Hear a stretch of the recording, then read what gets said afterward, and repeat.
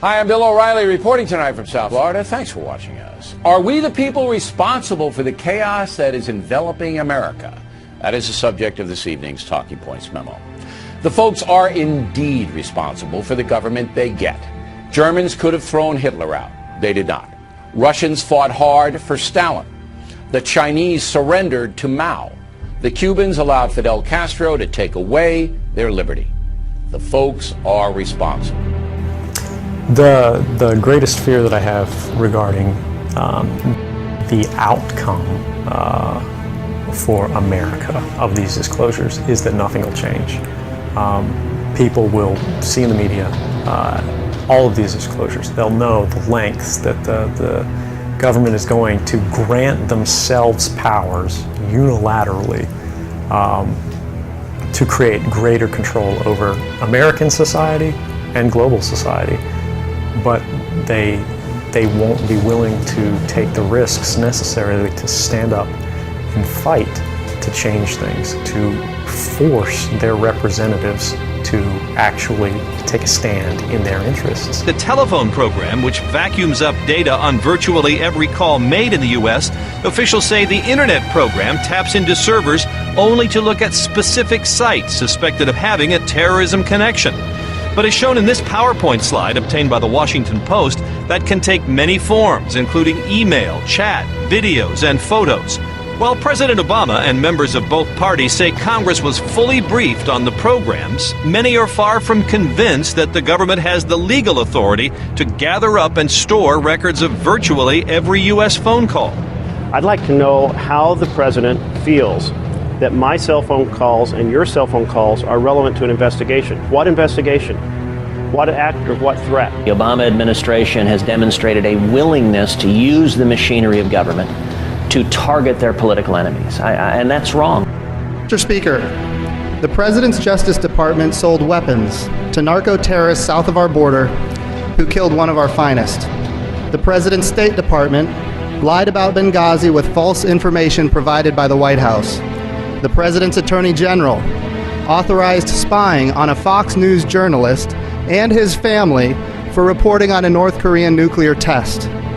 The President's Justice Department confiscated phone records of the Associated Press because they reported on a thwarted terrorist attack.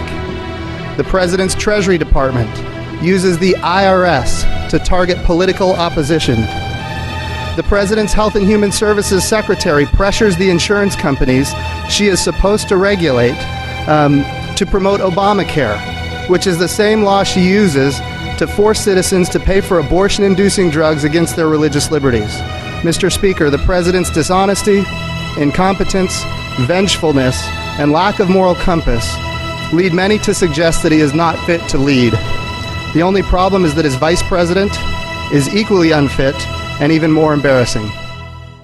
The problem you have is between the total failure of Attorney General Holder and his team and the IRS scandal and all the other things we're watching, why would anyone trust the government to keep its word? I mean, in an ideal world, if you had a trustworthy government and they said the only purpose is to look for terrorism, well, terrorism is a multinational project, and you've got to be aware that there are Americans engaged in terrorism.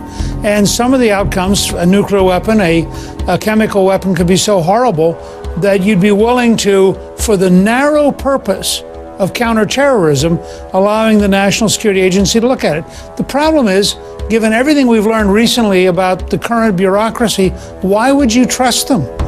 Why should people care about surveillance?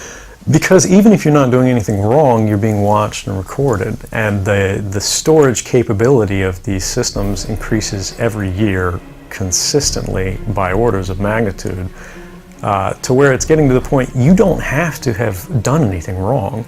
You simply have to eventually fall under suspicion from somebody, even by a wrong call, and then they can use the system to go back in time and scrutinize every decision you've ever made, every friend you've ever discussed something with, and attack you on that basis to sort of derive suspicion from an innocent life and paint anyone in the context of a wrongdoer. But they're building this plant out in Utah that'll be up and running in October of this year.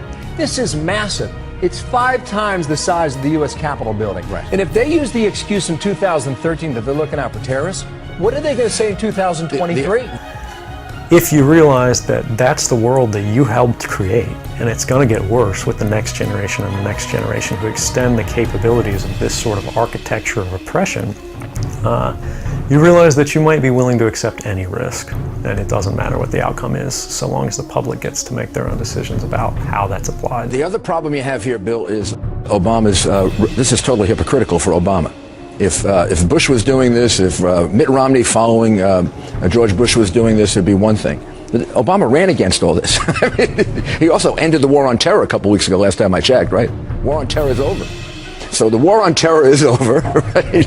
We don't have much of a threat anymore, and we're going to up our surveillance of American citizens. The incompetence of this administration is really impossible to really catalog and describe. So what I wanted to see is if you could give me a yes or no answer to the question, does the NSA collect any type of data at all on millions or hundreds of millions of Americans? No, sir. It does not. Not wittingly.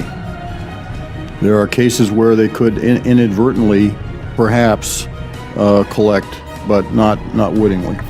And to listen to that guy Clapper go out there and say, not wittingly, who's supposed to be in charge of all this, so then you begin to fear, well, maybe they made a big mistake, maybe they overreached.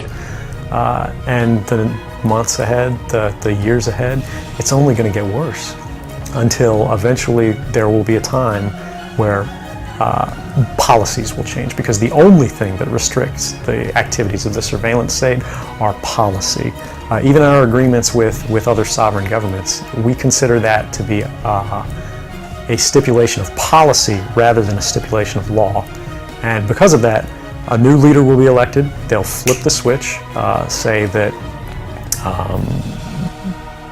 because of the crisis, because of the dangers that we face in the world, some new and unpredicted threat, we need more authority, we need more power, and there will be nothing the people can do at that point to oppose it, and it'll be turnkey tyranny.